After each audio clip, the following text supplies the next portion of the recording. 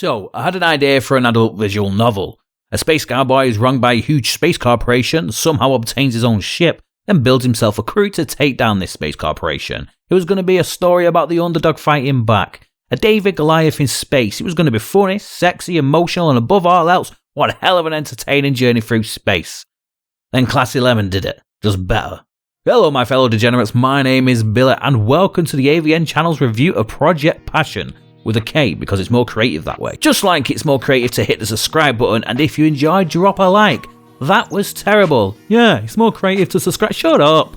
Projekt Passion is a futuristic sci-fi harem game with a male protagonist created by Classy Lemon. Also the creator of After the Inferno. Season 1 is available on Steam, and the latest update to Season 2 is on Patreon and itch. So, in Projekt Passion you play this guy, Cowboy. In the opening scenes, you are peacefully playing Meizong with your female friend, when a bunch of assassins rudely interrupt. You deal with these, and you resume Meizong before taking a well-deserved nap. When you wake up, your friend's gone, and along with this amulet, and this shall be our MacGuffin. We happy? Yeah, we happy. You now have to go on a hunt for this amulet, with the help of your friend Kelsey, and a crew that you build to captain a stolen ship. You go from planet to hunt the sack, the corporation that stole from you. Getting wrapped up in a war on the way, in above way of his head, the cowboy, gunslinger, must figure out how to keep his crew alive and happy, all whilst trying to squeeze in some time for some sweet, sweet Meizong. And that perfectly sets the pacing for the game. You start straight in the action, I've got no complaints there, but then you go to a bar, have a drink with a friend, and then you infiltrate an enemy base, steal a ship, fly across the galaxy, join a war against an enemy of unfathomable size, all because of boobs. Seriously, women, look what you make us men do. It's like Helen of Troy all over again. The main reason he says he's doing this is to help his childhood friend and now romantic interest Kelsey. Really though, the game hits the ground running and it rarely stops. Even the MC talks about how he gets no time to rest. Now don't get me wrong, I really enjoyed this game and damn was it hilarious, but sometimes I just wish it had slowed down. There's a codex in the game, so when the game introduces you to something new, you have to go there to read about it, because it doesn't take its time to tell you in the game. Your character's a wanted gunslinger outlaw, a badass, but why? I don't actually recall it telling me much about his history. I want to learn more about him. You start to learn about your crew and their history, but not much about the MC. I don't know if it's because the dev wanted to leave him as a blank slate for you to fill in, but when we establish he's some sort of badass outlaw kind of character, tell us why. But like I say, in regards to the codex, it's just that the information is not given to the player in the most ideal place. I do like a game with a lot of thought put into the universe, even if you don't have to learn it all. It can really help the writer produce a great story with continuity, and it gives them even more things to pull from in future stories, and this series definitely has potential for that.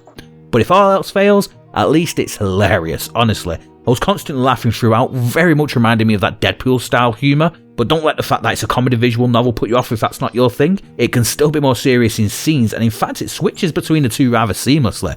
Even when it drops a joke in the more emotional scene, it fits in. It doesn't feel shoehorned in. You genuinely imagine that is a response this character would say in that situation.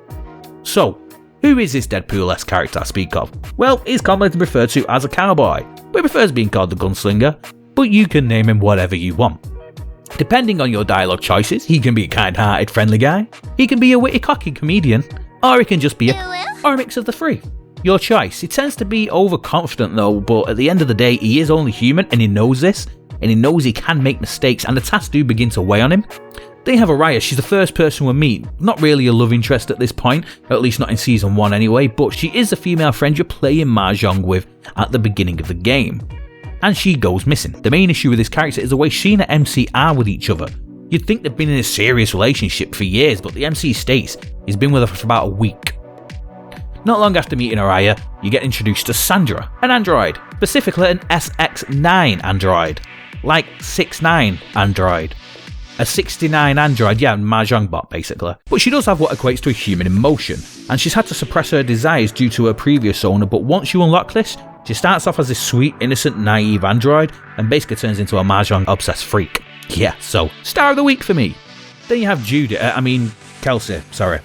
She's the MC's childhood friend, and she admits to him that she's always been attracted to him, and you can reciprocate these feelings if you wish and pursue her. She basically funds a mission, but beyond this she's useless, and she realises it eventually.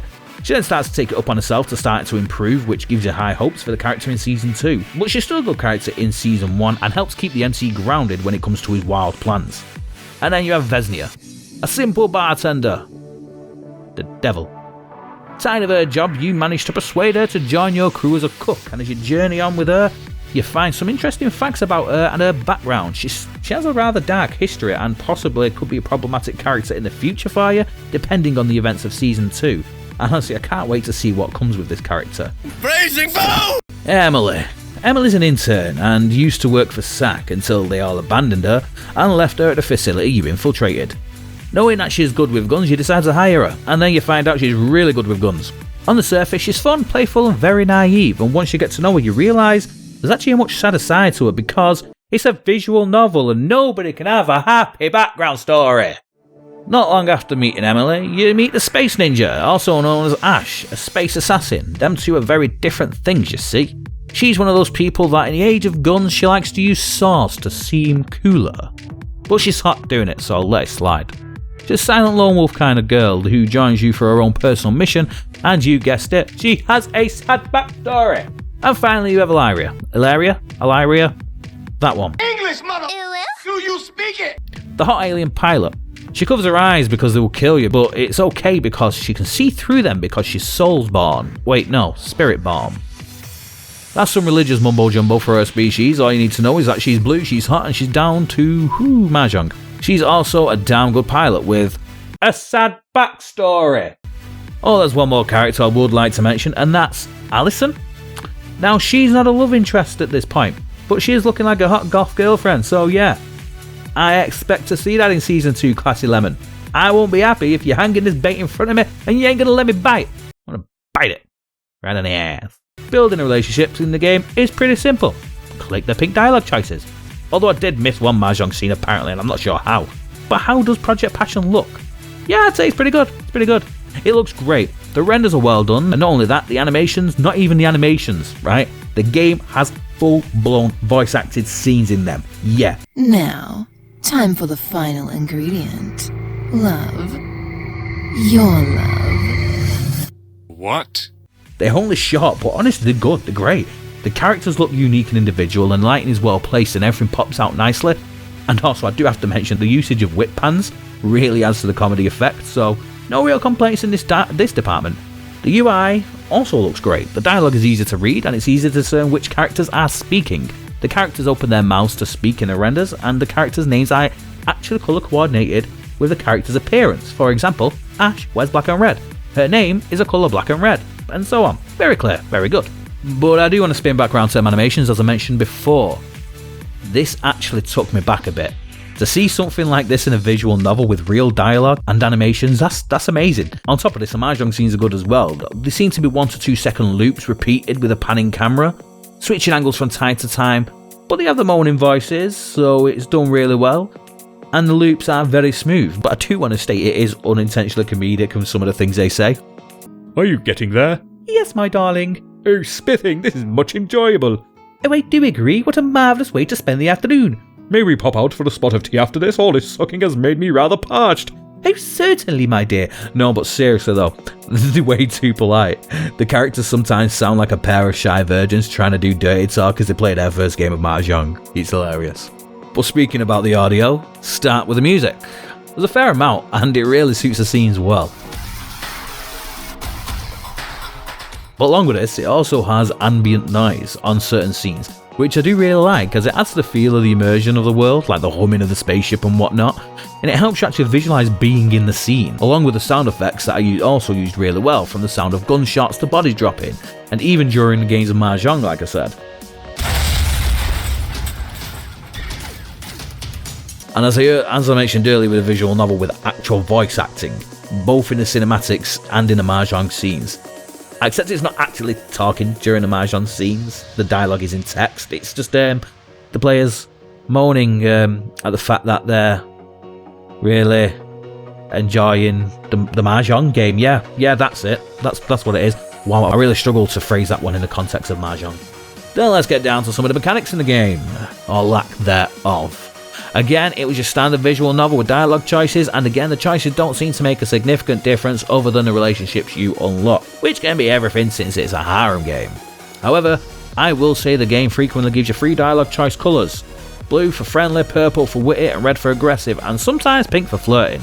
These dialogue choices change nothing except the immediate conversation, but the game fully discloses this at the start. The only one that has effect really is the pink one: don't flirt, then don't Meizong. Every now and then you will get a dialogue choice that ends in a game over screen. This is put there for nothing more than comedic value, and they're great, honestly. The game will revert back to the last choice after the scene has played through, but it's well worth finding and selecting them just to see at what stupid way the MC will die in now. However, these are optional and you can turn them off before starting the game if you really want to, but I wouldn't advise it. They're funny. Just play them, watch them. Speaking of Meizong as well, there are about 20 scenes in the game, and they offer most of vanilla tiles. However, there's some characters that are aliens, demons, or androids, so there's a variety in that department. However, they are all very well animated. Again, they have voices, real voices, and there is one scene that you get, depending on the conversation that you had earlier, where you have to select your, well, favoured type of Meizong tile. It depends on what scene you get. And not only that, something I do like to see is the MC has a regular sized tile rack. Yeah. Instead of one that every woman says is going to split them in half. It's actually refreshing, but honestly, I would rate Project Passion a pro in Meizong. And now for a new section that I'm adding to these reviews that is 100% fact and not my opinion at all. Who's the best girl?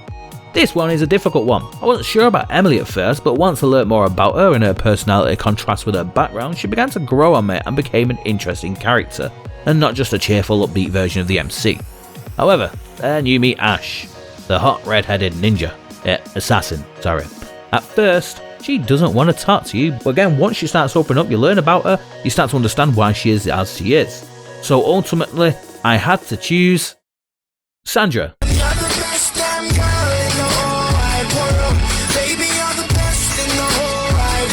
Your cute nymphomaniac android, damn right.